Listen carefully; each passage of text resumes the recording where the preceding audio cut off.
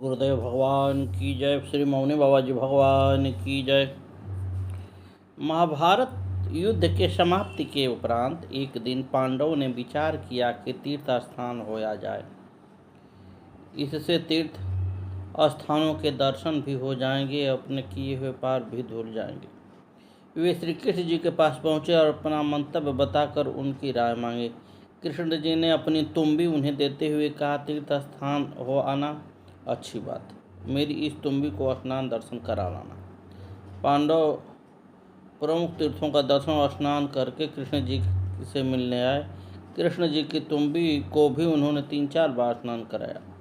कृष्ण ने यह जान उस तुम्बी को टुकड़े करके पीसा और थोड़ा थोड़ा पांडवों को खाने के लिए दिया। खाने में तुम्बी कड़वी लगी तो पांडवों ने कहा, प्रभु बाहरी स्नान से इसका कड़वाहट पर नहीं जाएगा। कृष्ण बोले, हे पांडव, जिस प्रकार तीर्थ स्नान करने पर इससे तुम्बी का कड़वापन नहीं गया, उसी तरह सिर्फ तीर्थ स्नान हो आने से स्नान से मानव की भीतरी पाप कैसे धुलेंगे। संयम और तप मानव के अंदर के मैल को साफ करते हैं, अतः संयम और तप के गुणों की प्राप्ति करो। पांडवों की सही ज्ञान प्राप्त हो गया। श्रद्धा से वे श्री कृष्ण जी के शरणागत हो गए। गुरुदेव महाराज की जय। श्री नरसिंह जी का वर्णन सुने। श्री नरसिंह जी संपूर्ण संसार में प्रसिद्ध भक्त हुए, जिन्होंने गुजरात प्रांत को पावन किया। उस समय गुजरात के निवासी महाअस्मार्थ थे, भक्ति भजन को बिल्कुल नहीं जानते मानते थे। छाप और कंठी तिलकधारी किसी वैष्णव को देखकर उनकी बड़ी निंदा करते थे। ऐसे देश, कुल और वायुमंडल में उत्पन्न होकर भी श्री नरसिंह जी वैष्णव भक्त शिरोमणि हुए। ऊसर के समान उस देश को सुंदर हरा भरा भक्ति रस से परिपूर्ण सरोवर बना दिया। देश के दोषों को नष्ट कर दिया। आपने अनेक स्थानों पर भक्तिपूर्वक चमत्कार दिखलाए हैं, जिसमें रस की रीतियों का संपूर्ण रूप से संगम होता है। ऐसी माधुर्य रसमयी भक्ति को आपने हृदय में धारण किया। भक्तवर श्री नरसिंह जी गुजरात प्रांत के जूनागढ़ नगर के निवासी थे। 5 वर्ष की अवस्था में आपके पिता माता का स्वर्गवास हो गया था। घर में एक भाई बंशीधर और भाभी थी। वे अति ही क्रोधी स्वभाव की थी। किसी दिन आप इधर उधर घूम फिर कर आए और भाभी से पानी के लिए जल मांगा। वे मन ही मन जल भून गई और बोली, तुम बड़ी भारी कमाई करके आए हो ना, इसलिए तुम्हें जल पिलाने बिना कैसे काम बनेगा, अपने आप जल लाकर पियो। भाभी ने जब इस प्रकार का जवाब दिया तो घोर अपमान का अनुभव करके श्री नरसिंह जी बिना जल पिए ही घर से निकलकर चले और जंगल में जाकर एक शिव जी के मंदिर पर पड़ गए। मानो आपने शिव की शरण में जाकर अपना दुख निवेदन किया और स्थिर चित्त से अपने शिव का ध्यान किया। श्री शंकर जी के मंदिर पर बिना कुछ खाए पिए पड़े पड़े 7 दिन बीत गए।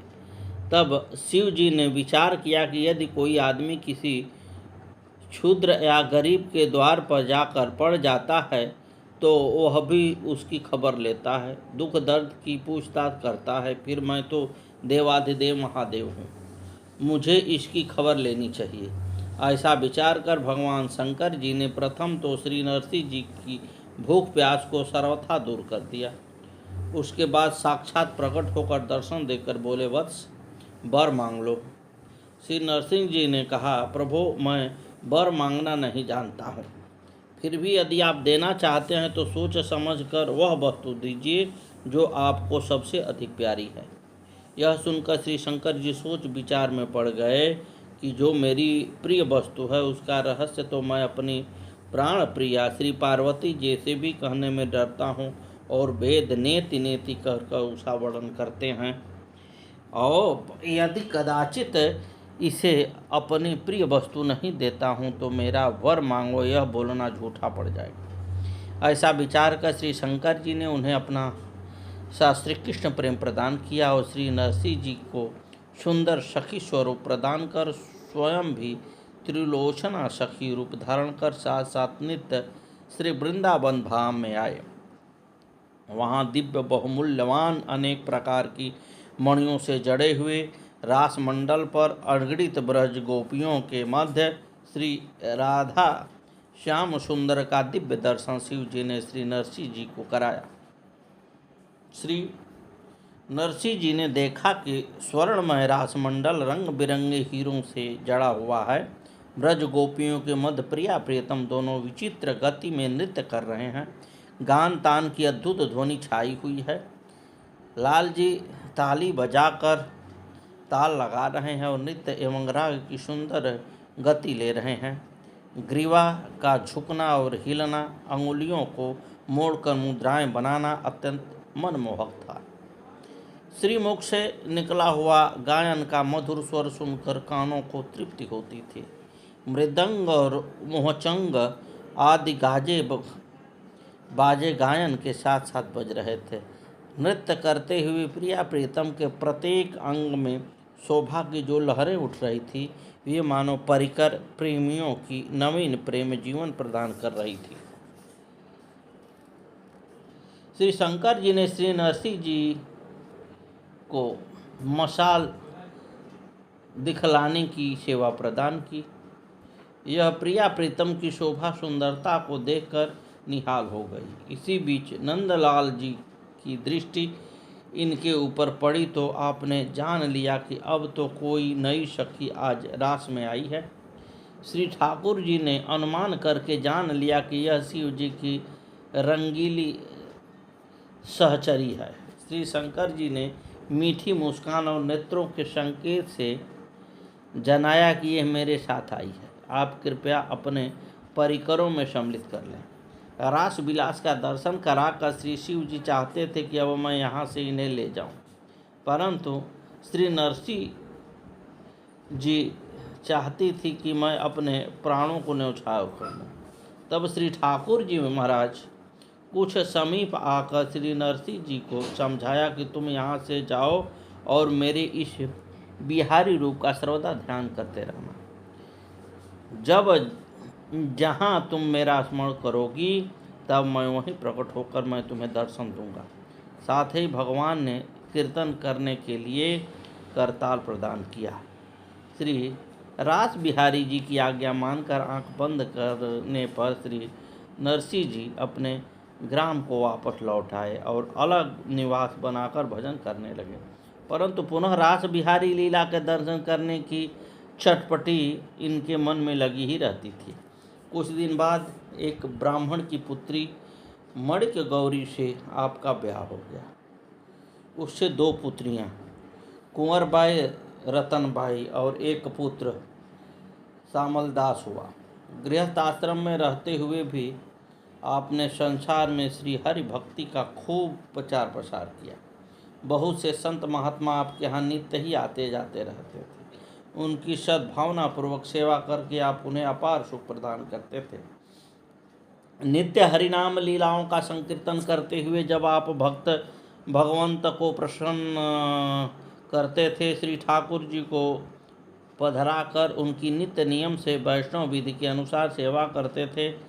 श्री नरसिंह जी के ऐसे पवित्र आचरणों से इनकी महिमा बढ़ी। इससे जितने विप्र जाति के लोग थे, उन्होंने अपने मन में बड़ा द्वेष माना और क्रोधवश अनेक प्रकार के उपद्रव करके श्री नरसिंह जी के भजन में बाधा करने लगे, क्योंकि नरसिंह जी का भजन कीर्तन उन्हें उपद्रव सा प्रतीत हो रहा था। वे अपने मन में जरा भी विचार नहीं करते थे कि नरसिंह जी भक्त हैं। इस परम विवेकी श्री नरसिंह जी श्री श्याम सुंदर की रूप माधुरी के सागर में निरंतर डूबे रहते थे। एक बार की बात है, तीर्थ यात्रा करते हुए कुछ साधु संत जूनागढ़ पहुँचे और बाजार में जाकर पूछने लगे कि यहाँ कोई ऐसा महाराज है क्या जो हमें हुंडी लिख दे, क्योंकि मार्ग में लुटेरों का भय है। हमको द्वारका जाना है। जो लोग श्री नरसिंह जी के द्वेष करते थे, उन्होंने उनसे कहा कि यहाँ के सबसे बड़े प्रसिद्ध महाजन नरसिंह जी हैं। उन्हीं की हुंडी चलती है। ऐसा कहकर उन दुष्टों ने साथ जाकर श्री नरसिंह जी का घर बतला दिया। इन साधु संतों ने वैसा ही किया। श्री नरसिंह जी ने संतों को छाती से लगा लिया और विनती करते हुए बोले, मेरे बड़े भाग्य हैं जो आप लोग ने आकर दर्शन दिया। आप लोग आज्ञा दें, मेरा सर्वस्व आप पर न्यौछावर है। श्री द्वारिका की यात्रा करने वाले साधुओं ने गिनकर 700 रुपये का ढेर श्री नरसिंह जी को आगे लगा दी तथा उनके चरणों में प्रणाम करके बार बार प्रार्थना करने लगी कि हमें 700 रुपये की हुंडी लिख दीजिए, हमें द्वारका जाना है। आप समझ गए कि इन्हें किसी ने बहका दिया है और उसमें प्रेरणा श्री द्वारकानाथ जी की है। इस बहाने भगवान ने संत सेवा के निमित्त रुपये मेरे पास भेजे हैं। वह विचार कर श्री नरसिंह जी ने उन संतों की इच्छा की पूर्ति की और हुंडी लिख दी तथा कह दिया कि हमारे महाजन श्री सांवल शाह जी बड़े उदार हैं, उन्हीं के हाथ में आप हुंडी दीजिएगा और उनसे हुंडी के रुपए लेकर निशंक होकर कार्य कीजिएगा। हुंडी लेकर संत महात्मा द्वारकापुरी पहुँचे और वहाँ के बाजार में सांवल शाह की कोठी ढूंढते ढूंढते थक गए और भूख प्यास से अत्यंत व्याकुल हो गए, परंतु सांवल शाह की कोठी का पता नहीं चला। तब ये लोग नगर से बाहर निकल आए। आशा टूट गई तथा अपार दुख सागर में डूब गए। संतों को व्यथित देखकर श्री नरसिंह जी की हुंडी चुकाने के लिए श्री द्वारकाधीश जी भगवान सेठ का रूप धारण कर कंधे पर रुपयों को भरी थैली लेकर संतों के निकट पधारे और बोले, श्री नरसिंह जी की हुंडी किसके पास है? जिसके पास हो वह आकर अपने रुपए गिन कर ले ले। संतों ने कहा, अजी सेठ जी, हम लोग आपको बाजार में ढूंढ ढूंढ कर हार गए पर आप नहीं मिले। सांवल शाह बोले, आपको रुपए देने में इतना विलम्ब हुआ, अतः हमें भी लज्जा लग रही है। विलम्ब का कारण यह है कि मैं बाजार में नहीं मिलता हूँ। मेरा निवास एकांत में है और इस बात को कोई कोई भगवान के भक्त ही जानते हैं। ये लीजिए अपने रुपए और उनसे अपना कार्य कीजिए। यह कहकर भगवान ने हुंडी लेकर रुपए दे दिए और उसके उत्तर में चिट्ठी लिखी कि मेरे पास रुपए की कमी नहीं है, आप बार बार हुंडी लिखकर भेजा करें। संतजन द्वारकापुरी का दर्शन करके लौटे और श्री नरसिंह जी को सांवल शाह की चिट्ठी दी। उसे पाकर श्री नरसिंह जी प्रेमानंद में डूब गए और उन्होंने संतों को गले से लगा दिया। श्री नरसिंह जी संत महात्माओं से कहा कि आप लोग यह बताइए कि सांवल शाह जी आपको मिले या नहीं। उन संतों ने कहा, हाँ मिले और बड़े प्रेम से मिले। श्री नरसिंह जी ने सांवल शाह के नाम हुंडी लिख दी थी और उसके 2 रुपये थे। जो 2 रुपये थे उनसे अपने संतों का भंडारा कर दिया। संतों के प्रति श्री नरसिंह जी का ऐसा सद्भाव था, अतः श्री द्वारकाधीश ने उनके सभी कार्य मनोरथों को पूरा किया। श्री नरसिंह जी की लड़की ससुराल में थी, उसके लड़का हुआ था। लोक रीति के अनुसार इन्हें छूछ लेना चाहिए, पर इनके पास कुछ न था, अतः न दे सके। लड़की की सास नित्य ही गालियाँ बकती। सास के वचन जब असह्य हो गए तब उस लड़की ने अपने पिता को कहला भेजा कि मेरी सास ताने मारती है, गाली देती है, इससे मेरी छाती जलती रहती है। यदि आपके पास कुछ देने के लिए हो तो आप आकर दे दीजिए। लड़की का संदेश पाकर श्री नरसिंह जी एक टूटी सी बैलगाड़ी में 2 बूढ़े बैलों को जोत कर वहाँ पुत्री ब्याही थी उस नगर के किनारे पहुँच गए। इनके आगमन का समाचार एक ब्राह्मण ने जाकर इनकी कन्या को कह दिया। पिताजी का आगमन सुनते ही वह आई, परंतु जब उसने देखा कि गाड़ी में छुछका कुछ भी सामान नहीं है तो उसका मुख उदास हो गया। उसने कहा, पिताजी, यदि आपके पास देने के लिए 1 पैसा 1 वस्तु न थी तो फिर न आते, वही ठीक था। श्री नरसिंह ने कहा, बेटी, तुम अपने मन में चिंता न करो, जाकर अपनी सास से कह दो कि जिन जिन चीज़ों की जितनी जितनी ज़रूरत हो उन सबको एक कागज़ पर लिख दें। उसने अपनी सास को समझाकर कहा तो वह बहुत रीस में भर कर बोली, मैं समझ गई तेरे पिता यहाँ आकर हंसी कर रहे हैं। अंत में खिसियाई सास ने गांव के सभी स्त्री पुरुषों बालकों के नाम लिखवा दिए कि इन सभी को कपड़े और गहने चाहिए। श्री नरसिंह जी की लड़की आवश्यक वस्तुओं की चिट्ठी लेकर आई तो आपने उसे देखकर लौटा दिया और कहा कि इसे फिर से दिखा लाओ। इसमें यदि किसी का नाम या कोई वस्तु लिखने में रह गया हो तो उसे भी लिखवा लाओ। इस बात से क्रुद्ध होकर उसने 2 पत्थर और लिख दिए।